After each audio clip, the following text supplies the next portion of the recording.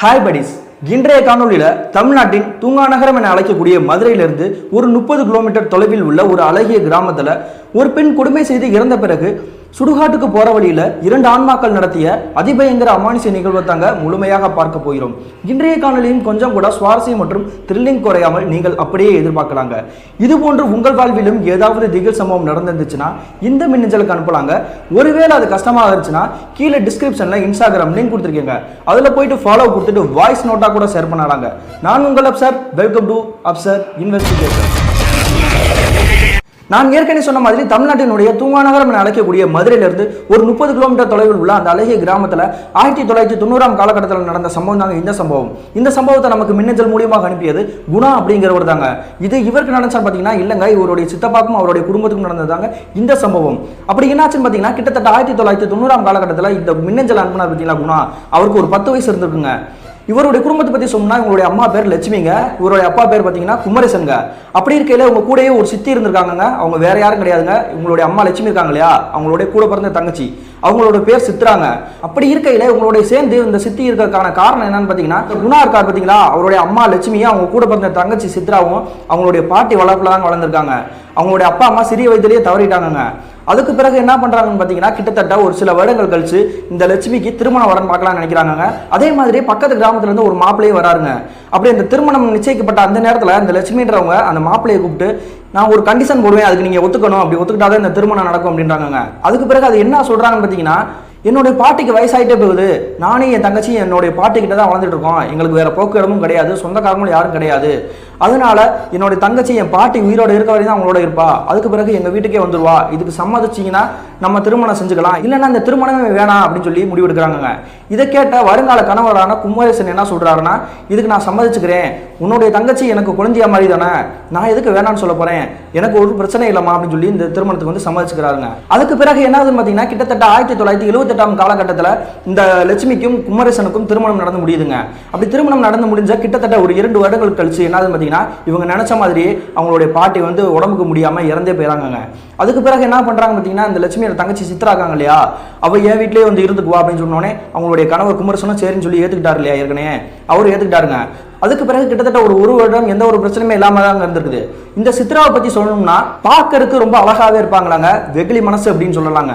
யார் என்ன ஹெல்ப் கேட்டாலும் உடனே ஓடி போய் செய்வாங்களாங்க. கிராமத்துக்குள்ள இவங்களை வந்து பேச்சு அப்படின்னு சொல்லி தான் கூப்பிடுவாங்களாங்க.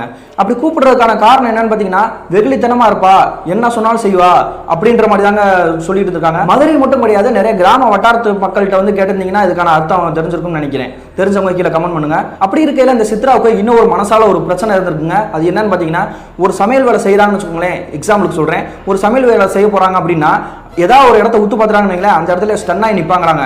அதுக்கு பிறகு யாராவது ஒருத்தர் சித்ரா சித்ரா அப்படின்னு சொல்லி ஒரு 2 தடவை சத்தம் போட்டு கூப்பிட்டதுக்கு அப்புறம் தாங்க அந்த திசையை விட்டுட்டு இப்படி திரும்புவாங்களாங்க.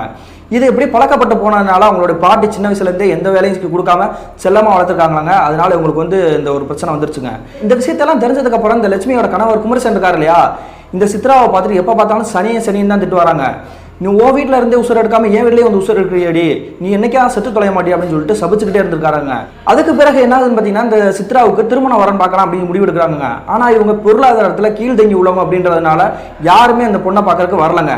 இந்த பொண்ணுக்கு மனசார ஒரு பிரச்சனை இருக்குன்னு சொல்லியிருந்தே இல்லையா, அதை காரணம் காட்டி நிறைய பேர் வந்துட்டு ஓடி போயிருவாங்களாங்க. உடனே இந்த விஷயத்தெல்லாம் தெரிஞ்சுக்கிட்டு இவர் வந்து திட்டிக்கிட்டே இருப்பாராங்க. அப்படியே காலகட்டம் போயிட்டே இருக்கிறப்ப இந்த குணாவுக்கு 10 வயசு இருக்குன்னு சொல்லியிருந்தே இல்லையா, 1990 காலகட்டம். அந்த சமயத்தில் என்ன நடக்குதுன்னு பார்த்தீங்கன்னா இந்த குமரேசன் இருக்காரு இல்லையா, லட்சுமியோட கணவர் குணாவோட அப்பா, அவருக்கு தூரத்து சொந்தத்துல ஒருத்தர் இருந்திருக்காங்க. அவருடைய பேர் நவநீத கிருஷ்ணனுங்க. அவருடைய குடும்பத்தை பத்தி சொல்லணும்னா அப்பா அம்மா, அந்த நவநீத கிருஷ்ணனுக்கு வந்து 2 முறை கல்யாணம் ஆயிடுச்சாங்க. முதல் மனைவி வந்து வேற யாரு கூட ஓடி போயிட்டாங்களாங்க. 2வது மனைவி வந்து ஏதோ ஒரு விபத்துல இறந்து போயிட்டாங்களாங்க. அதன் பிறகு 3வது மனைவியை நம்ம திருமணம் பண்ணிக்கணும் அப்படின்னு முடிவு எடுக்கிறாங்க. என்ன காரணம் பார்த்தீங்கன்னா 2வது மனைவி இருக்காங்க இல்லையா, அவங்களுக்கு 6 வயதுல ஒரு பெண் குழந்தை இருந்திருக்குங்க. அதனால அந்த பொண்ணை பார்த்துக்கணும், நம்ம 3வது தடவை கல்யாணம் பண்ணி ஆகணும் அப்படின்னு சொல்லி இந்த குடும்பத்தில் வந்து முடிவு எடுத்திருக்காங்க. அதே மாதிரி இந்த குமரேசன் இருக்கார் இல்லையா, லட்சுமியோட கணவர், அவர் சொன்னதுனால நான் அந்த திருமணத்தை பண்ணிக்கிறேன், நீங்க எந்த வரதட்சணையும் கொடுக்க வேணாம், ஏன்னா அந்த பொண்ணு அழகா இருக்குது அப்படின்ற காரணத்தினாலையும் அவங்க அந்த பொண்ணுக்கு வயசு கம்மி அப்படின்ற காரணத்தினாலையும் நான் திருமணம் பண்ணிக்கிறேன் அப்படின்னு சொல்லி ஒரு முடிவு எடுக்கிறாருங்க. இதை கேட்டுட்டு சந்தோஷப்பட்ட குமரேசன் என்ன பண்றாருன்னா அவங்க வீட்டில் சொல்லி அதுக்கு பிறகு அந்த மாப்பிள்ளையை வந்து பொண்ணு பார்க்க வர ஆரம்பிக்கிறாங்க. அப்படி பொண்ணு பார்க்க வந்ததுக்கப்புறம் இந்த லட்சுமி இருக்காங்க இல்லையா, குமரேசனோட மனைவி, அவங்க என்ன சொல்றாங்கன்னா, என்னோட தங்கச்சிக்கு மனசார ஒரு பிரச்சனை இருக்குது, எந்த ஒரு வேலையும் சுறுசுறுப்பாக செய்ய மாட்டா, கொஞ்சம் மந்தமாக தான் செயல்படுவா, அதுக்காக நீங்க அவளை வந்து சத்தம் போடாதீங்க, அடிக்காதீங்க, என்ன வேலை கொடுத்தாலும் அவள் செஞ்சிருவா அப்படின்னு சொல்லிட்டு அவங்க மேல உள்ள பாசத்தில் பேசியிருக்காங்க. இதை கேட்டு இந்த மாப்பிள்ளை வீட்டுக்காரங்க என்ன பண்ணியிருக்காங்கன்னா சிரிச்சிருக்காங்க. உடனே ஏன் இப்படி சிரிக்கிறீங்க, என்ன காரணம் அப்படின்னு கேட்டோன்னே அவங்க என்ன சொல்றாங்கன்னா, இதை எல்லாமே உன் கணவர் எங்க முன்னாடியே வந்து சொல்லிட்டாங்கம்மா, அதெல்லாம் எங்களுக்கு பிரச்சனையே இல்லை, உன் தங்கச்சி எங்களுக்கு மருமக கிடையாது, எங்க மகள் மாதிரி நாங்கள் பார்த்துக்குருவோம், அவள் குழந்தை மாதிரி தானே, எங்க வீட்டு பிள்ளையும் பார்த்துக்கிட்டோம் அப்படின்னு சொல்லிட்டு இந்த திருமணம் 2 வீட்டாரோட சம்மதத்தோட சிறப்பாக முடியுதுங்க. அதுக்கு பிறகு கிட்டத்தட்ட ஒரு வார காலகட்டம் கூட இருந்திருக்காதுங்க. என்ன ஆகுதுன்னு பார்த்தீங்கன்னா, இந்த சித்ரா இருக்காங்க இல்லையா, திருமணம் பண்ணி போனவங்க, அவங்கள கூட்டிகிட்டு இந்த மாப்பிள்ளை வீட்டுக்காரங்க இந்த லட்சுமி வீட்டுக்கே திரும்பி வராங்க. என்னாச்சு, ஏன் இப்படி திரும்பி இங்கனுக்குள்ளே வந்துட்டீங்க, மறுபடியும் எதுவும் பிரச்சனையா அப்படின்னு கேட்டோன்னே அடுத்த நிமிஷம் இந்த லட்சுமி கிட்ட வந்துட்டு இந்த மாப்பிள்ளை வீட்டுக்காரங்க கோபத்தோட ஒரு விஷயத்த சொல்றாங்க. அப்படி என்ன சொல்றாங்கன்னா, உன்னுடைய தங்கச்சி எந்த வேலையும் செய்ய மாட்டா, இவகிட்ட கத்தி கத்தி எங்களோட தொண்டை ஜீவன்லாம் போயிரும் போல அப்படின்னு சொல்லிட்டு வேதனையோட சொல்லியிருக்காங்க. இதை கேட்ட லட்சுமி என்ன சொல்றாங்கன்னா, என்னங்க இதெல்லாம் சொல்லி தானே முன்கூட்டியே உங்களோட திருமணம் பண்ணி வச்சோம், இப்போ என்ன புதுசாக நீங்கள் பேசிட்டு இருக்கிறீங்க, இதை என்னால் ஏற்றுக்கவே முடியாது, என்னுடைய தங்கச்சியோட வாழ்க்கையை வீணா போயிரும் போல, உங்களை நான் சும்மா விட மாட்டேன் அப்படின்னு இருக்காங்க. இதை கேட்டுக்கிட்டு இருந்த இந்த லட்சுமியோட கணவர் குமரேசன் இருக்காரு இல்லையா, அவங்களுக்கு வந்து இந்த சித்ரா வந்து குழந்தையா தானே, அவங்க என்ன சொல்லியிருக்காங்கன்னா, நீ பேசாம இருமா நான் பேசிக்கிறேன் அப்படின்னு சொல்லிட்டு மாப்பிள்ளை வீட்டுக்காரங்களை கூப்பிட்டு ஒரு விஷயத்த சொல்றாங்க. அப்படி என்ன சொல்றாருன்னா, நீங்க எப்ப திருமணம் பண்ணிட்டு போனீங்களோ அப்பயே இந்த பொண்ணு வந்து உங்க வீட்டு பொண்ணாயிடுச்சு, இனிமே எங்க வீட்டுக்கும் உங்க வீட்டுக்கு சம்பந்தமே கிடையாது, நீங்க என்ன பண்ணுவீங்களோ எது பண்ணுவீங்களோ எங்களுக்கு தெரியாது, அவ சொல்ற வேலையை கேட்கலன்னா அடிங்க, கொலை கூட பண்ணுங்க, நாங்க எதுவுமே கேட்க மாட்டோம், தலையிட மாட்டோம், ஒழுங்கு மரியாதையா கூட்டிட்டு போங்க அப்படின்னு சொல்றாங்க. இதை கேட்டு மாப்பிள்ளை வீட்டுக்காரங்க என்ன பண்றாங்கன்னா, நமக்கு ஒரு அடிமை சிக்கிட்டா அப்படின்னு சொல்லி நினைச்சுக்கிட்டு அந்த சித்ரான்ற பொண்ணை அப்படியே வீடு கூட்டிட்டு அவங்களுடைய இடத்துக்கு போயிறாங்க. அதுக்கு பிறகு என்னது பார்த்தீங்கன்னா, கிட்டத்தட்ட 1 மாத காலகட்டத்திற்கு பிறகுங்க என்னாச்சுன்னு பார்த்தீங்கன்னா, இந்த லட்சுமி இருக்காங்க இல்லையா, அவங்களும் அந்த அவங்களோட பையன் 10 வயசு பையன் இருக்கான் இல்லையா குணா, அவர் வந்து வீட்டில் உட்காந்து விளையாண்டுட்டு இருந்திருக்காங்க. அந்த சமயத்தில் என்ன பார்த்தீங்கன்னா, இவங்களுடைய லட்சுமியோட தூரத்து உறவு முறையிலங்க ஒருத்தவங்க இவங்க வீட்டை நோக்கி வந்துட்டு இருக்காங்க பதட்டத்தோட. என்னாச்சு, ஏமா அப்படி பதட்டத்தோட ஓடி வரீங்க, என்ன காரணம் அப்படின்னு கேட்டோன்னே அந்த அம்மா என்ன சொல்றாங்கன்னா, உன் தங்கச்சி உன்னை விட்டுட்டு போயிட்டாப்பா, நம்ம எல்லாத்தையும் விட்டுட்டு போயிட்டாப்பா, கிணத்துல குதிச்சு தற்கொலை பண்ணிக்கிட்டாப்பா அப்படின்றாங்க. இதை கேட்டுட்டு லட்சுமிக்கு தூக்கி வாரி போட்டுருச்சுங்க. உடனே என்ன பண்றாங்கன்னா, நீங்க சொல்றது என்ன நம்பவே முடியல அப்படின்றாங்க. உடனே அந்த அம்மா என்ன சொல்றாங்கன்னா, நீ நம்பிதான் ஆகணும், உன் தங்கச்சி இறந்து போயிட்டாமா, சுற்றி இந்த கிராமத்தில் இருக்க எல்லாருமே அந்த வீட்டில் தான் குடியிருக்காங்க, வாமா போவோம் அப்படின்றாங்க. உடனே என்ன பண்றாங்கன்னா, அந்த குணான்ற பையன் இருக்காரு இல்லையா, அவரையும் கூப்பிட்டுக்கிட்டு அவங்களுடைய கணவர் குமரேசனையும் கூப்பிட்டுக்கிட்டு அந்த துக்க நிகழ்வு நடந்த வீட்டுக்கே கிளம்பி போறாங்க. அப்படி அந்த இடத்துக்கு போனதுக்கு அப்புறம் என்ன ஆகுதுன்னு பார்த்தீங்கன்னா, இந்த லட்சுமி இருக்காங்க இல்லையா, மாப்பிள்ளை வீட்டுக்காரங்கிட்ட சண்டை போட ஆரம்பிச்சிட்டாங்க, வாக்குவாதத்தில் ஈடுபட்டு இருக்காங்க. எப்படி என்னோட தங்கச்சி இப்படி செத்துருப்பா, அவள் தற்கொலையெல்லாம் பண்ணிக்க மாட்டா, நீ தான் கொலை பண்ணியிருப்ப, உன் குடும்பமே சேர்ந்து கொலை பண்ணியிருக்கோம் அப்படின்னு சொல்லி வாக்குவாதத்தில் ஈடுபட்டுட்டே இருக்காங்க தொடர்ந்து. அந்த சமயத்தில் இந்த குமரேசன் இருக்கார் இல்லையா, அந்த லட்சுமியோட கணவர், அவர் என்ன சொல்லியிருக்காருன்னா, நீ பேசாம இருடி, உன்னுடைய தங்கச்சி பைத்தியம்ன்றது உனக்கு தெரியாதா, வெகுளின்னு சொல்லிட்டு எந்த வேலையும் செய்யாம சனிய மாதிரி தானே இருந்தா, நம்ம வீட்டில் இருக்கிறப்ப இம்சை கொடுத்துட்டு இருந்தா, இப்போ அவங்க வீட்லையும் போயிட்டு அவளே கணத்தில் குதிச்சுட்டு இப்படி எல்லாருமே பழைய போட்டுக்கிட்டு இருக்கா அப்படின்னு சொல்லிட்டு இந்த லட்சுமின்றவங்கள கண்ணத்தை சேர்த்து ஒரு பலாருன்னு அற விட்டுறாங்க. அதுக்கு பிறகு என்ன பண்றாங்க பார்த்தீங்கன்னா, இந்த லட்சுமி இருக்காங்க இல்லையா, ஏற்கனவே சோகத்தில் இருக்காங்க, அதனால அதுக்கு மீறி பேச திராணி இல்லாமல் அப்படியே அந்த இடத்துல ஓன்னு உட்காந்துட்டு அழுக ஆரம்பிச்சுறாங்க. அதுக்கு பிறகு அந்த பொண்ணுக்கு இறுதி சடங்கு அந்த சம்பிரதாயம் எல்லாமே செய்யணுன்றதுக்காக செஞ்சு முடிச்சுட்டு, அந்த காலகட்டத்தில் பார்த்தீங்கன்னா 1990 வந்து வண்டிலாம் கிடையாதுங்க, அந்த சவத்தை தூக்கிட்டு போகிறதுக்கு பாடைன்னு சொல்லுவாங்க, பூவால் அலங்காரம் பண்ணி அந்த பாடையெல்லாம் தூக்கிட்டு போவாங்க. அப்படி இந்த பாடையில் கட்டி அந்த இடத்த விட்டுட்டு வீட்டை தாண்டி இப்படி தூக்கலான்னு ட்ரை பண்ணுறாங்க. எப்படி ஒரு 7-8 பேர் இருப்பாங்க. அப்படி தூக்க ஆரம்பிக்கிறாங்க, அவங்களால ஒரு எட்டு கூட நகர்த்த முடியலங்க.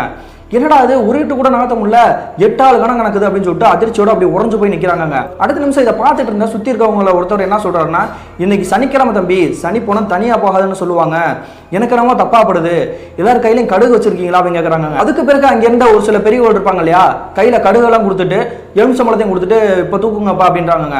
உடனே என்ன பண்ணுறாங்கன்னா, அதை வாங்கிக்கிட்டு இதை பாடையை தூக்க ஆரம்பிக்கிறாங்க. அவங்களால தூக்க முடிஞ்சது. அதுக்கு பிறகு என்ன பண்ணுறாங்கன்னா, அந்த பாடையை தூக்கிக்கிட்டு முன்னாடி போகிறது யாருன்னு பார்த்தீங்கன்னா, இந்த சித்ராவோட கணவர் நவனி தாங்க. அப்படி தூக்கிட்டு போயிட்டு வீட்டை தாண்டி ஒரு தெரு வளையுங்க, அந்த முக்கில் தெருமுக்குன்னு சொல்லுவாங்க, முட்டி உடைக்கிற இடம், அந்த முக்கு கிட்ட போய் நிற்கிறாங்க. அடுத்த நிமிஷமே ஐயோ அப்படின்ற ஒரு சத்தம் கேட்குதுங்க.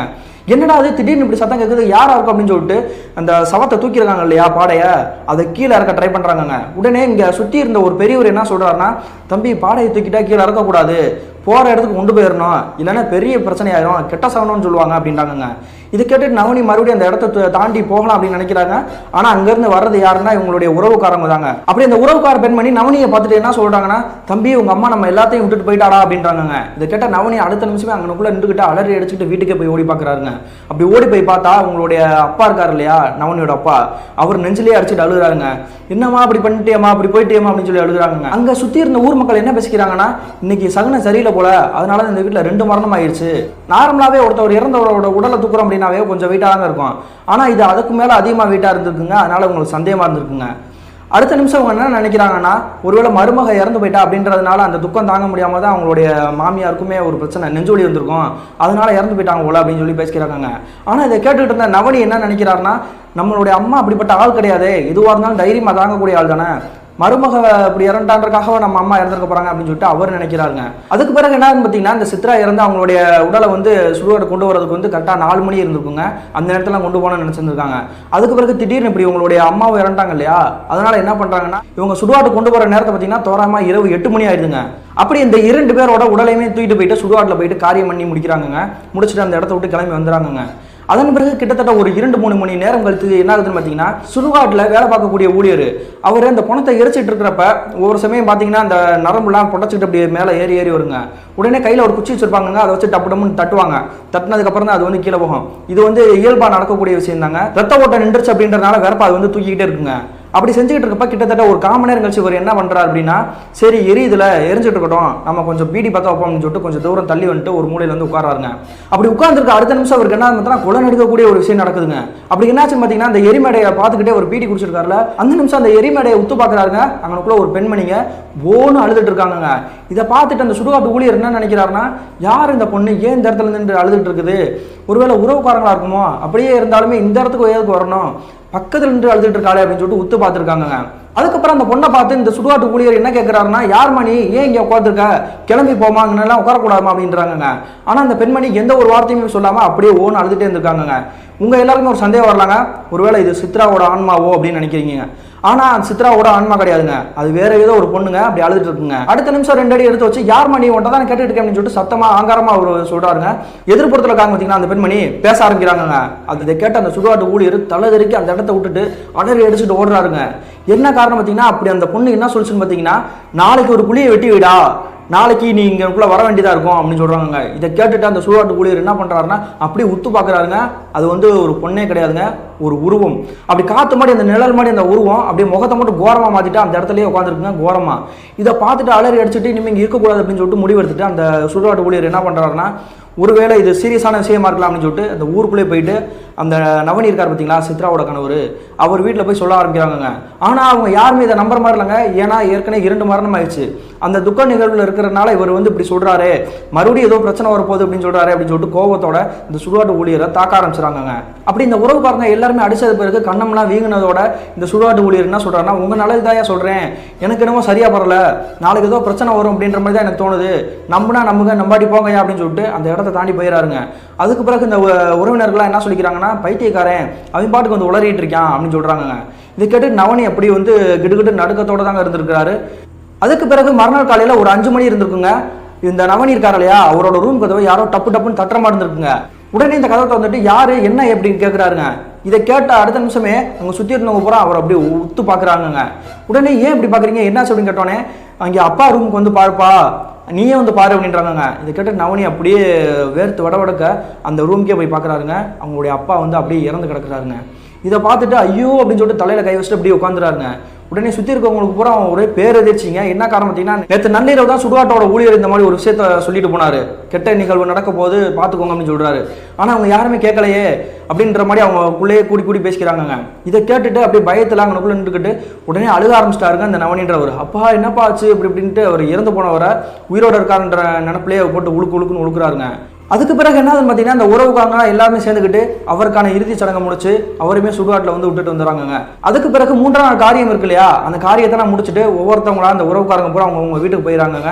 இந்த லட்சுமி இருக்காங்க இல்லையா, நம்ம தங்கச்சியே போயிட்டா, இனிமேல் நம்ம எதுக்கு இங்கே இருக்கணும் அப்படின்னு சொல்லிட்டு அவங்களும் வீட்டுக்கு கிளம்பிட்டாங்க. இந்த சம்பவம்லாம் நடந்து கிட்டத்தட்ட 1 வார காலகட்டத்துக்கு பிறகுங்க இந்த நவனி என்ன பண்ணியிருக்காருன்னா, அவங்களுடைய பொண்ணுகிட்ட பேசலாம், தனியாகவே அவளும் ஃபீல் பண்ணிட்டு இருப்பா அப்படின்னு சொல்லிட்டு அந்த பொண்ணுகிட்ட பேசலாம்னு போயிருக்காங்க அந்த பொண்ணோட ரூமுக்கு. ஆனால் அந்த 6 வயசு பொண்ணு என்ன பண்ணிருக்கு பார்த்தீங்கன்னா, ஏதோ செவத்தை உத்து பார்த்துக்கிட்டு யார்கிட்ட பேசுற மாதிரி ஒரு பாவனை பண்ணிட்டு இருக்குங்க. உடனே என்ன பண்றாருன்னா அந்த பொண்ணை கூப்பிட்டுக்கிட்டு, பாப்பா யார்கிட்டமா பேசிட்டு இருக்கிற தனியா அப்படின்னோடனே, அம்மா கிட்ட தான் பேசிட்டு இருக்கேன் அப்படின்னு சொல்லிட்டுங்க. உடனே ஒரு பயத்துல உடஞ்சு போய் நிக்கிறாருங்க. அதுக்கு பிறகு பொண்ணு ஏதோ விளையாட்டுக்கு சொல்லும் போல அப்படின்னு சொல்லிட்டு ஒரு அந்த இடத்த தாண்டி வரப்போறாருங்க. உடனே அந்த 6 வயசு பொண்ணு என்ன சொல்லுதுன்னா, அம்மா இப்படிதான் ஒரு வாரத்துக்கு முன்னாடி நைட் வந்திருந்தாங்க, எனக்கு தூக்கத்துல இருந்து முழிச்சேன், பார்த்தா நம்மளோட தாத்தாவோட ரூமுக்கு போனாங்க பார்த்தேன் அப்படின்னு சொல்லுதுங்க. உடனே இதை கேட்டுட்டு அப்பதாங்க அவருக்கு வந்து ஒரு குழப்பத்திலேருந்து தெளிவே வந்திருக்குது. இந்த நவனியோட அப்பா அம்மா இயல்பாவே இறக்கலைங்க, அதுக்கு பின்னாடி ஆன்மா தான் காரணம் அப்படின்றது அவருக்கு வந்து புரிய ஆரம்பிச்சிருக்குது. உடனே டக்குன்னு அவங்களுடைய பொண்ணுகிட்ட போயிட்டு, என்னம்மா சொல்ற, அம்மாவை பார்த்தியா அப்படின்னு கேட்கறாங்க. இதை கேட்ட அந்த பொண்ணு என்ன சொல்லுதுன்னா, ஆமா அம்மாவை பார்த்தேன் அப்படின்னு இருக்காங்க. உடனே என்னம்மா சொல்ற, சித்ரா அம்மாவை பார்த்தியா அப்படின்னு கேட்டோடனே அந்த பொண்ணு சொன்ன விஷயத்தை கேட்டுட்டு இவருக்கு அப்படி கிட்டு கிட்டுன்னு அடுக்க ஆரம்பிச்சிருச்சுங்க. அப்படி என்ன சொல்லுதுன்னா, இல்லை நான் சித்ரா அம்மாவை பார்க்கல, தேவி அம்மாவை பார்த்தேன் அப்படின்னு இருக்குங்க. உடனே அந்த இடத்த தாண்டி அப்படியே கீழே விழுந்துட்டு நெஞ்சில் கையை வச்சுட்டு உட்காந்துட்டாருங்க. என்ன காரணம் பார்த்தீங்கன்னா, அந்த தேவின்றது வேற யாரும் கிடையாதுங்க, இவங்களுடைய 2வது மனைவி இருக்காங்கன்னு சொல்லியிருந்தேன் இல்லையா, விபத்தில் இறந்துட்டாங்கன்னு, அவங்களுடைய ஆன்மா தாங்க. இதை பார்த்துட்டு என்னம்மா சொல்ற அப்படின்னு சொல்லிட்டு பக்கத்தில் கூப்பிட்டு பேசுறாங்க. ஆமாப்பா அவங்க தான் பேசிட்டு இருந்தாங்க தாத்தா கிட்ட அப்படின்னு சொல்லிட்டு அந்த பொண்ணு விளையாட போறேன் அப்படின்னு சொல்லிட்டு போயிடுச்சுங்க. அதுக்கு பிறகு இந்த நவனி என்ன பண்றாருன்னா, நம்மளே இந்த ஆன்மா ஏதாவது செஞ்சிரும், நம்ம ஏதாவது கோயில் உள்ளதுக்கு போய் ஆகணும் அப்படின்னு சொல்லிட்டு கோயிலா தெரியுறாருங்க. அப்படி கோயிலா போயிட்டு இருக்க அந்த நேரத்தில் இவர் கண்ணு முன்னாடி ஒரு யோகி தென்பட்டு இருக்காருங்க. அப்படி அந்த யோகி என்ன சொல்றாருன்னா, தம்பி பக்கத்தில் வா, அவங்ககிட்ட நிறைய பேச வேண்டியிருக்குது அப்படின்றாருங்க. உடனே இதை கேட்டுட்டு அந்த யோகி பக்கத்தில் போய் உட்காந்துக்கிட்டு, நம்ம ஒருவேளை உயிர் பழைக்கிறக்காண்டி இவங்ககிட்ட எதுவும் தெரிஞ்சிருக்குமோ, அதனால இவர்கிட்ட கேட்டால் தெரிஞ்சிடும் அப்படின்னு சொல்லிட்டு அவர்கிட்ட போய் பேச ஆரம்பிக்கிறாருங்க. அப்படி அந்த யோகி இந்த நவனி இருக்கார் இல்லையா, அவர் பார்த்து என்ன சொல்றாருன்னா, உன்னுடைய 3வது மனைவி சித்ரா வந்து எப்படி இறந்தாங்கன்றது உனக்கு தெரியுமா, அதை நான் சொல்லவா அப்படின்னு கேட்கிறாருங்க. உடனே இதை கேட்டுட்டு நவனி அப்படியே அதிர்ச்சியில் உடஞ்சு போயிருக்காங்க. அப்படி ஒரு என்ன பண்ணியிருக்காங்க பார்த்தீங்கன்னா, கிட்டத்தட்ட திருமணமாகி இந்த சித்ராவா ஒரு வாரத்தில் இந்த வீட்டில் வந்து விட்டுருந்தாங்க இல்லையா, லட்சுமியோட வீட்டிலேயே, என்னால் பார்த்துக்க முடியாது நீங்களே வச்சுக்கோங்க அப்படின்னு சொல்லிட்டு, அதுக்கு பிறகு மறுபடியும் சமாதானப்படுத்தி அந்த பொண்ணை வந்து வீட்டுக்கே கூட்டிகிட்டு போனவங்க. இந்த நவனி அவங்களுடைய அப்பா அம்மா 3 பேருமே இந்த சித்ராவை பண்ணாத கொடுமையே கிடையாதுங்க. சின்ன சின்ன விஷயத்துக்கெல்லாம் அடிக்கிறது, ஏகப்பட்ட வேலையை செய்ய சொல்றது, துணியை எக்ஸ்ட்ரா துவைக்க சொல்றது, இந்த மாதிரி சொல்ற விஷயம் எதுவுமே கேட்கலன்னா உடனே அடிக்கிறது, இந்த மாதிரி செயலில் ஈடுபட்டு இருக்காங்க. இதை தாண்டி அடுத்த கட்டத்துக்கு இவங்க என்ன பண்ணிருக்காங்க பார்த்தீங்கன்னா, இவங்க ஏதாவது கோயிலுக்கோ இல்லை ஃபங்க்ஷனுக்கோ ஏதாவது போறாங்கன்னு வைங்களேன், அந்த சித்ரான்ற பொண்ணை மட்டும் தனியாக ஒரு இருட்டு ரூம்ல பூட்டி வச்சுட்டு அந்த கரண்ட் சுவிட்ச் போர்டு இருக்கு இல்லையா, அதையும் கழட்டி விட்டுட்டு அந்த பொண்ணை தனியாக விட்டுட்டு போயிடுவாங்க. அவங்க சாப்பிட்றதுக்கு சாப்பாடு கூட இல்லாமல் தண்ணி கூட குடிக்காம அந்த ரூம்லேயே அடைஞ்சே கிடப்பாங்களாங்க அந்த சித்ரான்ற பொண்ணு. இப்படி இவ்வளோ கஷ்டத்தையும் தாங்கிட்டு இருந்த அந்த பொண்ணு என்ன பண்ணுறாங்கன்னா, ஒரு கட்டத்தில் நம்ம இந்த வீட்டை தாண்டி வெளியே போயிடுவோம், நம்மளுடைய அக்கா வீட்டுக்கே போயிடுவோம் அப்படின்னு சொல்லி முடிவு எடுக்கிறாங்க. ஆனால் இந்த 2வது மனைவி இருக்காங்க இல்லையா தேவி, அவங்களுக்கு ஒரு 6 வயதுல பொண்ணு இருக்குன்னு சொல்லிட்டு இல்லையா, அந்த பொண்ணுக்கு இவங்கள மேல ரொம்ப அலாதி பிரியமாங்க. சித்ரா அம்மா அப்படின்ட்டு பாசமா தான் கூப்பிடுவாங்க. அப்படி இருக்கையில என்ன ஆகுதுன்னு பார்த்தீங்கன்னா, இதை சகிச்சுட்டு போயிட்டு இருப்போம், என்னுடைய இந்த பொண்ணையாவது நம்ம பார்த்துக்குவோம்னு சொல்லிட்டு அந்த பிரச்சனையிலேருந்து அப்படியே அவங்க அனுசரிச்சு போக ஆரம்பிச்சிருக்காங்க. அதுக்கடுத்து என்ன ஆகுதுன்னு பார்த்தீங்கன்னா, இந்த சித்ரா இறந்தாங்க இல்லையா, அன்றைய நள்ளிரவு உங்களுடைய கணவர் நவனி வந்து தண்ணி பயங்கரமாக அடிச்சிருப்பாரு போலங்க. அதுக்கு பிறகு உங்களுடைய மனைவியை வந்து எப்பயும் போல டார்ச்சர் பண்ண ஆரம்பிச்சிருக்காரு. அப்படி டார்ச்சர் பண்றப்ப ஒரு விஷயத்த சொல்லியிருக்காருங்க. அப்படி என்ன சொல்லியிருக்காரு பார்த்தீங்கன்னா, என்னுடைய 2வது மனைவி தேவியை வந்து நான் தான் கொலை பண்ணேன், அவளை கொண்ட முடிய உன்னையும் கொண்டு தூக்கி போட்டுருவேன், ஒழுங்கா நீ இருந்துக்கோ அப்படின்னு சொல்லி மிரட்டிருக்காங்க. இதை கேட்டுட்டு சித்ரா என்ன சொல்றாங்கன்னா, அட பாவி, இப்போ உன்னுடைய 2வது மனைவி நீ தான் கொண்டியா, இதை நான் அந்த ஊருக்குள்ள சொல்லாம விட மாட்டேன், உன்னை காவல் நிலையத்தில் நான் புகார் அளிக்காம விட மாட்டேன் அப்படின்னு சொல்லிட்டு இவங்க மிரட்டிருக்காங்க. இதை கேட்டுட்டு அந்த நவீன் என்ன பண்ணியிருக்காருன்னா, உடனே பக்கத்தில் அவங்களுடைய அப்பா அம்மா இருக்காங்க இல்லையா, அவங்களை கூப்பிட்டு நடந்த எல்லா விஷயத்தையும் சொல்றாங்க. உடனே அவங்க எல்லாரும் சத்தம் போடுறாங்க, நவனியை நீ ஏன்டா அவகிட்ட உளறி வச்சு அப்படின்னு சொன்னோடனே, அதுக்கு பிறகு இவர் என்ன பண்ணியிருக்காங்கன்னா, 2-3 பேருமே சேர்ந்துக்கிட்டு பிளான் போட்டு அந்த பொண்ணை வந்து தலாணி வச்சு அமுக்கி அப்படியே அந்த இடத்துல கொண்டுறாங்க. கொண்டுட்டு கிணத்துல யாருக்குமே தெரியாத மாதிரி அப்படியே தூக்கி போட்டுட்டு தற்கொலைன்னு சொல்லி முடிச்சிருக்காங்க. இதை எல்லாமே யோகியோட வாயால சொன்னதுக்கு பிறகு இந்த நவனி கேட்டுட்டு அப்படியே வேயாம நின்று இருக்காருங்க. உடனே இந்த யோகி சொன்ன எல்லா விஷயத்தையும் கேட்ட நவனி என்ன சொல்றாருன்னா, சாமி நான் தெரியாம தப்பு பண்ணிட்டேன், என்னை மன்னிச்சுக்கோங்க, என்னை எப்படியாவது காப்பாத்துங்க, அந்த ஆன்மாக்கள் என்னையும் கொண்டுரும்னு சொல்லி நான் பயப்படுறேன் அப்படின்றாங்க. இது கேட்ட யோகி என்ன சொல்றாருன்னா, நீ செஞ்சதெல்லாம் தப்பு, இதை மன்னிக்கவே முடியாது, அந்த கடவுளே ஏற்றுக்க மாட்டான், உனக்கு துணையா நின்றா, அந்த ஆன்மாக்களுக்கும் அந்த கடவுள் துணையா இருப்பான், உன்னுடைய உயிர் போறது உறுதிடா, அந்த இடத்த விட்டு நீ கிளம்புடா அப்படின்னு சொல்லிட்டு கோபத்தோட பேசி அனுப்பிச்சு விட்றாருங்க. அதுக்கு பிறகு கோபத்தோடையும் வருத்தத்தோடையும் இந்த நவனி என்ன பண்றாருன்னா, வீட்டுக்கு வந்து சோகமா உட்காந்துருக்காருங்க. இதே சமயத்துல லட்சுமியோட கணவர் குமரேசன் என்ன ஒரு பிளான் போட்டிருக்காருன்னா, நம்மளுடைய புரிஞ்சியா சித்ரா இறந்தே போயிட்டா, அது மட்டும் இல்லாம இந்த நவனி இருக்காரு இல்லையா, அவங்களுடைய குடும்பத்துல யாருமே இல்லை, அதனால இவர் என்ன பிளான் போட்டிருக்காருன்னா, நம்மளுடைய குழந்தையா இறந்துட்டா, இதை காரணமா வச்சு அவங்ககிட்ட பணத்தை பறிப்போம், அதை கொடுக்கல அப்படின்னு சொன்னா நம்ம கம்ப்ளைண்ட் பண்ணிடுவோம் அப்படின்னு சொல்லி மிரட்டுவோம் அப்படின்னு சொல்லிட்டு அந்த கெட்ட எண்ணத்தோட இவர் வந்து இந்த நவனியோட வீட்டுக்கே வராருங்க. அப்படி வீட்டுக்கு வந்துட்டு நவனிக்கிட்ட இந்த விஷயத்தெல்லாம் சொல்லி அவனை மிரட்டுவோம்னு சொல்லி பேச ஆரம்பிக்கிறாருங்க. ஆனால் இந்த நவனி ஓன்னு அவரை பார்த்துட்டு அழுகிறாருங்க. உடனே என்னாச்சியா ஏன் இப்படி அழுகுற அப்படின்னு சொன்னோடனே நடந்த எல்லா விஷயத்தையுமே சொல்கிறாருங்க. இந்த யோகி சொன்னார் இல்லையா, அந்த எல்லா விஷயத்தையுமே சொல்கிறாருங்க. நான் பெரிய தப்பு பண்ணிட்டேங்க, அதனால தான் இப்படி என்னுடைய மனைவியும் இறந்துட்டாங்க, என்னுடைய குழந்தையாவும் இறக்கறதுக்கு நான் தான் காரணம் அப்படின்னு சொல்லி எல்லாத்தையுமே ஒப்பிக்கிறாருங்க. இது எல்லாத்தையுமே கேட்டுட்டு இருக்கப்ப மறுபடியும் அதிர்ச்சியோடய உறைஞ்சு போய் நிற்கிறாருங்க. இன்னொரு அவர் சொன்ன விஷயத்தை கேட்டு அப்படி நவனி என்ன சொன்னார்னா, அந்த ஆன்மாக்களை என்னை விடவே விடாது, உன்னையும் ஏதாவது செய்ய வாய்ப்பு இருக்குது, ஏதாவது வேற ஊருக்கு ஓடிடுரு அப்படின்னு சொல்லியிருக்காங்க. இதை கேட்டுட்டு இந்த குமரேசன் இருக்கார் இல்லையா, லட்சுமியோட கணவர், அந்த இடத்துலயே அந்த நிமிஷத்துலயே என்ன வேணாலும் பண்ணிட்டு போ, என்னைய ஆள விடு அப்படின்னு சொல்லிட்டு சொல்ல வேண்டிய விஷயத்தை எதுவுமே சொல்லாம இவரோட வீட்டுக்கே பின்னங்கால் பெட்டரில் படாம ஓட ஆரம்பிக்கிறாருங்க. அதுக்கு பிறகு அவங்களுடைய மனைவி கிட்ட வந்துட்டு நடந்த எல்லா விஷயத்தையுமே சொல்றாங்க. உடனே 2 பேருமே அழுகுறாங்க. அதுக்கு பிறகு என்னன்னு பார்த்தீங்கன்னா, இந்த ஆன்மாக்களோட கோர தாண்டவம் முடிஞ்சிருச்சான்னு பார்த்தீங்கன்னா, இந்த குமரேசன் இருக்கார் இல்லையா, லட்சுமியோட கணவர், அவருடைய வாழ்க்கையில் அமானுஷ புயல் வீசவே ஆரம்பிச்சிச்சுங்க. அப்படி என்னாச்சுன்னு பார்த்தீங்கன்னா, இந்த முறை வந்தது வந்து தேவியோட ஆன்மா கிடையாதுங்க, சித்ராவோட ஆன்மா. அப்படி என்ன நினைச்சுன்னு பார்த்தீங்கன்னா, அன்றைய காலையில் அவங்க பேசிட்டு வந்துட்டு வீட்டுக்கு வந்துட்டு எல்லாம் மனைவிட்ட சொல்லிட்டாரு இல்லையா, அப்படி சொல்லிட்டு அன்றைய நள்ளிரவு தூங்கிட்டு இருப்பாருங்க. அன்றைய நேரத்தை பார்த்தீங்கன்னா தோராம நள்ளிரவு ஒரு 12 மணி இருக்குங்க. அந்த சமயத்தில் வீட்டு வாசலுக்கு முன்னாடி யாரெல்லாம் தூங்கிட்டு இருக்க அந்த நேரத்தில் யாரோ ஒரு பொண்ணு கதவு திறங்க, நான் சனியை வந்திருக்கேன் அப்படின்னு சொல்லி சத்தம் கேட்டுருக்குங்க. இதை கேட்டுட்டு என்னடா அது சத்தம் கேட்குது அப்படின்னு சொல்லிட்டு குமரேசன் தாங்க டக்குன்னு முழிக்கிறாரு. முடிச்சு அடுத்த நிமிஷமே அந்த சத்தம் என்னமா இருக்குது அப்படின்னு சொல்லிட்டு உத்து கவனிச்சிருக்காரு. அந்த வாய்ஸ் வந்து நான் சனியை வந்திருக்கேன், கதவு திறங்க அப்படின்ற ஒரு அஸ்கி வாய்ஸில் சொல்லியிருக்குங்க. இதை கேட்டுட்டு என்ன பண்ணுறாருன்னா, டக்குன்னு வீட்டு முன்னாடி வாசலை வந்து திறந்து பார்த்துடக்கூடாது, வேற யாராவது திருடன் கூட வந்துடலாம்னு சொல்லிட்டு பக்கத்தில் ஒரு சின்ன ஜன்னல் இருந்துருக்குங்க. அந்த ஜன்னல் எட்டி பார்த்துருக்காருங்க. அப்படி ஜன்னல் எட்டி பார்த்து அடுத்த நிமிஷமே அவருடைய வாழ்நாளில் நினச்சி கூட பார்க்க முடியாத ஒரு காட்சியை பார்க்குறாருங்க. அப்படி என்ன ஆச்சுன்னு பார்த்தீங்கன்னா, அந்த இடத்துல இருக்க வேற யாரும் கிடையாதுங்க, உங்களுடைய குழந்தையா சித்ராதாங்க. அந்த மாதிரி முகம் உப்பி போனதோட அப்படி கோரமான ஒரு முகத்தோட அப்படி தத்ரூபமாக காட்சி அளிச்சிருக்காங்க. இதை பார்த்துட்டு பதறி போய் இப்படி கீழே விழுந்தவர் அவங்களுடைய மனைவி லட்சுமி இருக்காங்க இல்லையா, அவங்கள டக்குன்னு எழுப்புறாங்க. ஏன்னா பக்கத்தில் குணா படுத்திருக்காரு, அவங்களுடைய 10 வயசு பையன். அவங்க எந்திரிச்சிட்டானா பயந்துரும் அப்படின்னு சொல்லிட்டு அவங்களுடைய மனைவியை பைய போய் எழுப்புறாங்க. இதை கேட்டுட்டு அந்த லட்சுமி என்ன பண்ணுறாங்கன்னா, டக்குன்னு எந்திரிச்சு அந்த வீட்டு ஜன்னல் முன்னாடி போய் பார்க்குறாங்க. பார்த்து அவங்களுக்கும் கொலையே நடிகை போயிடுச்சுங்க. ஏன்னா அவங்களுடைய கணவர் குமரேசன் சொல்கிறது உண்மைதாங்க. ஏன்னா அதே மாதிரி அவங்களுடைய தங்கச்சி வந்து அப்படியே தத்ரூபமாக நின்றுருக்காங்க. நான் சனியை வந்திருக்கேன், கதவு தர அப்படின்னு சொன்னதே திரும்ப சொல்லியிருக்குங்க. இதை கேட்டுட்டு டக்குன்னு ஜன்னல் கதவை மூடிட்டு இவங்க கையெடுத்து கும்பிட ஆரம்பிச்சிட்டாங்க. அம்மா இந்த இடத்த விட்டு போயிருமா, சின்ன பையெல்லாம் இருக்காமா, பயந்துருவோமா, தொந்தரவு பண்ணாதமா, என் வீட்டுக்கார மன்னிச்சிருமா அப்படின்னு சொல்லிட்டு கதறி அழுக ஆரம்பிச்சிட்டாங்க. அதுக்கு பிறகு ஒரு காமனர் கழிச்சு அந்த சத்தமே கேட்குறாங்க.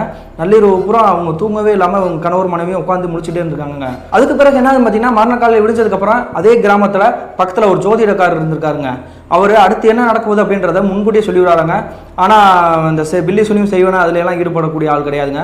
அப்படி அவங்களுடைய இடத்துக்கு போயிட்டு இந்த லட்சுமி அவங்களுடைய கணவர் அந்த 10 வயசு பையன் குணா இருக்கார் இல்லையா, மின்னஞ்சல் அனுப்புனவர், 3 பேர் சேர்ந்து போய் பக்கத்தில் உட்காடுறாங்க. அப்படி உட்கார்ந்ததுக்கப்புறம் அந்த ஜோதிடர் உங்களை பார்த்துட்டு என்ன சொல்கிறாங்கன்னா, நீங்கள் என்ன பிரச்சனை வந்திருக்கீங்கன்னு எனக்கு தெரியுமா, ஆனால் இதுலேருந்து நீங்கள் தப்பிப்பீங்கன்னா என்னன்னு தெரியல, எனக்கு ஜோதிடம் மட்டும் தான் கணிக்க தெரியும், மற்றபடி இந்த பில்லி சுனியை அந்த பேயை விரட்டுறதெல்லாம் எனக்கு தெரியாதுமா அப்படின்ட்டு இருக்காங்க. இதை கேட்டுட்டு லட்சுமி என்ன சொல்லியிருக்காங்கன்னா, என்னுடைய கணவர் இப்போ பயமுறுத்துற மாதிரி தெரியுது, ஒருவேளை எங்கள் குடும்பத்துக்கு ஏதாவது பிரச்சனை வந்துருமா, நீங்கள் தான் எங்களை காப்பாற்றணும் அப்படின்னு சொன்னோன்னே அந்த ஜோதிடர் என்ன சொல்லியிருக்காருன்னா, ஆன்மா இதுவரை யாருமே பொசஸ் பண்ணதே கிடையாது, 1க்கு 2 ஆன்மாக்கள் வந்து அந்த வீட்டிலேயே தஞ்சம் அடைஞ்சிட்டு இருக்குது, அதனால யார் எப்போ என்ன பண்ணுவா அப்படின்றது எனக்கு தெரியாதுமா, அந்த ஆன்மாவே உங்களுடைய குடும்பத்தில் யாராவது உணர்ல இறங்கினா தான் உண்டு அப்படின்றாங்க. இதை கேட்டுட்டு பக்கத்தில் இருந்தார் பார்த்தீங்களா 10 வயசு குணா, அவர் அப்படி பேய் ஆடுற மாதிரி ஆட ஆரம்பிச்சிட்டாருங்க. உடனே சுற்றி இருக்கவங்க பூரா அப்படி மிரண்டு போய் பார்க்குறாங்க. அந்த குணா என்ன சொல்கிறாருன்னா, நான் சித்ரா வந்திருக்கேன் அப்படின்னு சொல்லிட்டு அழுதுகிட்டே அந்த அழுகை குரல்லையே சொல்லியிருக்காருங்க. உடனே இதை பார்த்துட்டு அந்த ஜோதிடருமே தகச்சு போய் பார்க்குறாங்க. என்னடா நம்ம சும்மா தான் சொல்லிட்டு இருந்தோம், டக்குன்னு பார்த்தா அந்த ஆன்மா இறங்கிடுச்சு அப்படின்னு சொன்னோன்னே அந்த ஆன்மா இறங்கின அந்த குணா இருக்கார் இல்லையா, அவர் என்ன சொல்கிறாருன்னா, நான் உங்க யாரையுமே தொந்தரவு பண்ண மாட்டேன், தொந்தரவு பண்ணக்கூடிய ஆளும் நான் கிடையாது, உங்களுக்கு காவலாக நான் இருப்பேன் அப்படின்னு இருக்குங்க. இது மட்டும் நம்ம இன்னொரு விஷயம் என்ன சொல்லியிருக்கோம் பார்த்தீங்கன்னா, அந்த சுடுகாட்டில் என்னுடைய ஒரு பொண்ணு ஒன்று இருக்குது, அந்த பொண்ணை மட்டும் நீங்கள் வந்து உங்கள் பொண்ணாக நினச்சி வளங்க, என்னுடைய பொண்ணை நீங்கள் தான் வளர்க்கணும் அப்படின்னு இருக்குங்க. இதை கேட்டுட்டு இந்த லட்சுமி இருக்காங்க இல்லையா, அவங்களுடைய கணவர், சுடுகாடா என்னம்மா சொல்கிற அப்படின்னு சொன்னோடனே அந்த பொண்ணு என்ன சொல்லியிருக்குன்னா, ஆளே இல்லைன்னா அது சுடுகாடு தானே அப்படின்னு இருக்குங்க. இதை கேட்டுட்டு உடனே இப்படி அதிர்ச்சியோட அந்த பொண்ணை பார்க்குறாங்க. அப்போ அந்த வீட்டில் நவனி இருப்பார்ல, அவருக்கு என்ன ஆச்சு அப்படின்னு சொன்னோடனே, அவனை நான் எப்பயோ போட்டு தரட்டேன் அப்படின்னு சொல்லிட்டு சிரிச்சுக்கிட்டே சொல்லியிருக்குங்க. இதை கேட்டுட்டு அதிர்ச்சியோடு உடஞ்சு போய் நிற்கிறாங்க. அதுக்கப்புறம் அந்த ஆன்மா என்ன சொல்லுதுன்னா, நீ எனக்கு சத்தியவாக்கா கொடுக்கணும், என்னுடைய பொண்ணை நீ பார்த்துக்கணும், அதை நீ கூடயே வளர்க்கணும், நீ உன் பையனுக்கு என்னென்ன செய்யறியோ அதே மாதிரி என்னுடைய பொண்ணுக்கு நீ பாதுகாக்கணும், ஏன்னா என்னை தவிர வேறு யாருமே கிடையாது அந்த பொண்ணுக்கு அப்படின்றதுங்க. இதை கேட்டு இந்த குமரேசன் வந்து மனமுறி அழுக ஆரம்பிச்சிட்டாருங்க. ஏன்னா சித்ரான்ற பொண்ணு என்னதான் இருந்தாலுமே அவங்களுடைய குழந்தையா இப்போ இல்லை அப்படின்றதுனால அவருடைய செஞ்ச தப்பெல்லாம் வருந்தி அப்படி அழுக ஆரம்பிச்சிட்டாருங்க. அதுக்கு பிறகு இந்த குணா மேலே இருக்க அந்த சித்ராவுக்கு சத்தியவாக்கு பண்ணி கொடுக்குறாருங்க. உன்னுடைய பொண்ணை நாங்கள் பத்திரமா பார்த்துக்குறோம் அப்படின்னு சொல்லிட்டு சத்தியவாக்கு கொடுத்துட்டாங்க. அதுக்கு பிறகு இந்த ஆன்மா அவங்களுடைய உடம்புல இருந்து அப்படியே மெல்ல மெல்ல அப்படியே மறைஞ்சதுங்க. இவங்க வந்து அப்படியே மயக்கம் போட்டு விழுந்துறாங்க அந்த பையன். அப்படி உளுந்து எந்திரிச்சதுக்கப்புறம் எந்த ஒரு பிரச்சனையும் இல்லாமல் அந்த ஜோதிடர்கிட்ட ரொம்ப நன்றிங்கயா அப்படின்னு சொல்லிட்டு இனிமேல் உங்களுக்கு எந்த பிரச்சனையும் வராது அப்படின்னு சொல்லி ஜோதிடர் சொன்னதுக்கு பிறகு இவங்களுடைய வீட்டுக்கு கிளம்பி வந்துட்டாங்க. அப்படி கிளம்பி வந்து கிட்டத்தட்ட ஒரு அரை மணி நேரம் இருக்குங்க. இவங்களுக்கு அப்பதான் ஒரு விஷயம் புரிதட்ட ஆரம்பிச்சிருக்குது. அது என்னன்னு பார்த்தீங்கன்னா, அந்த சித்ராவோட ஆன்மா சொல்லிருந்துச்சு இல்லையா, அது சுடுகாடு, அவனை போட்டு தள்ளிட்டு அப்படின்ட்டு. உடனே இந்த கியூரியாசிட்டி தாங்க முடியாமல் இவங்க என்ன பண்ணியிருக்காங்கன்னா, அந்த பக்கத்து கிராமத்துக்கே கிளம்பி போய் பார்ப்போம் என்ன நடந்திருக்கு அப்படின்னு சொல்லிட்டு அதை கன்ஃபார்ம் பண்ணிக்கலான்ட்டு அந்த இடத்துக்கே போயிருக்காங்க. அவங்க நினைச்சது உண்மைதாங்க. இந்த நவனி இருக்கார் இல்லையா, அவரோட வீடு வந்து திறந்தபடி கிடந்திருக்குங்க. அந்த 6 வயசு பொண்ணு வந்து வெளியே வாசல்லே உட்காந்து ஏதோ இடத்த ஒத்து பார்த்துட்டு அப்படி உட்காந்துருக்குங்க. பாப்பா என்னமா பண்ற, அப்பா எங்க அப்படின்னு கேட்டோடனே உள்ளுக்குள்ள தான் படுத்திருப்பாரு. எனக்கு பசிக்குது, சாப்பாடு வேணும் அப்படின்னு கேட்டுருக்குங்க. உடனே அதை தாண்டிட்டு இந்த இருமா சாப்பாடு தந்துருவோம் அப்படின்னு சொல்லிட்டு பக்கத்தில் நவனியோட ரூம் இருக்கு பார்த்தீங்களா, அந்த ரூமை நெருங்கி போய் பார்க்குறாங்க. அவன் அந்த ஆன்மா சொன்னது உண்மைதாங்க. அவர் விட்டத்தில் தொங்கிட்டு இருந்திருக்காருங்க. இதை பார்த்துட்டு என்ன பண்ணுறாங்கன்னா, அந்த ஆன்மா சொன்ன மாதிரியே பழி வாங்கிருச்சு அப்படின்னு சொல்லிட்டு இந்த பொண்ணு இருக்குல்ல 6 வயசு பொண்ணு, அதை கூட்டிகிட்டு நீ எங்கள் வீட்டுக்கே வாமா அப்படின்னு சொல்லிட்டு வீட்டுக்கே கூட்டிகிட்டு போயிடறாங்க. கிட்டத்தட்ட 1990ஆம் காலகட்டத்தில் என்னுடைய குடும்பத்தில் நடந்தது தம்பி. இப்போ வரைக்கும் என் நெஞ்சை உழுக்கிட்டே இருக்குது. என்னோட சித்தி சித்ரா மேலே நான் ரொம்ப பாசம் வச்சுருக்கேன். அவங்க இப்போ உயிரோடு இல்லை அப்படின்றாலுமே அவங்க இருக்கிற மாதிரி நினச்சிக்கிட்டு நாங்கள் எந்த ஒரு வேலை செஞ்சாலுமே பிஸ்னஸ் ஸ்டார்ட் பண்ணாலுமே அவங்களுடைய பேரை சொல்லி தான் நாங்கள் ஸ்டார்ட் பண்ணுவோம். அவங்க சொன்ன மாதிரி இந்த நவனியோட 2வது மணி இருக்காங்க பார்த்தீங்களா தேவி, அவங்களுடைய மகள் இந்த 6 வயசு பொண்ணு அவங்க இப்போ இவங்க தான் எடுத்து வளர்க்குறாங்க அப்படின்னு சொல்லியிருந்தேன் இல்லையா, அவங்களுக்கு இப்போ இடையில தாங்க திருமணம் ஆகிருக்குது. அதே மாதிரி இப்போ இந்த மின்னஞ்சல் அப்படின்னா குணாவுமே ஒரு இன்ஜினியர் வேலை பார்த்துட்டு இருக்காருங்க. நல்ல ஒரு பொசிஷன்லாம் இருக்கிறாரு. அவங்களுடைய அப்பா இறந்துட்டாருங்க. அவங்களுடைய அம்மா மட்டும் தான் கொஞ்சம் வயசான இதில் இருக்காங்கங்க. இந்த மின்னஞ்சலை அனுப்பிய குணாவுக்கு ஒரு நன்றி சொல்லிக்கலாங்க. உங்களுடைய கருத்துக்களையும் கமெண்டில் பதிவு செய்யுங்க. இது போன்ற தரமான சுவாரஸ்யமான த்ரில்லான நிகழ்வுடன் மீண்டும் உங்களை சந்திக்கும் வரை நான் உங்கள் அப்சர்.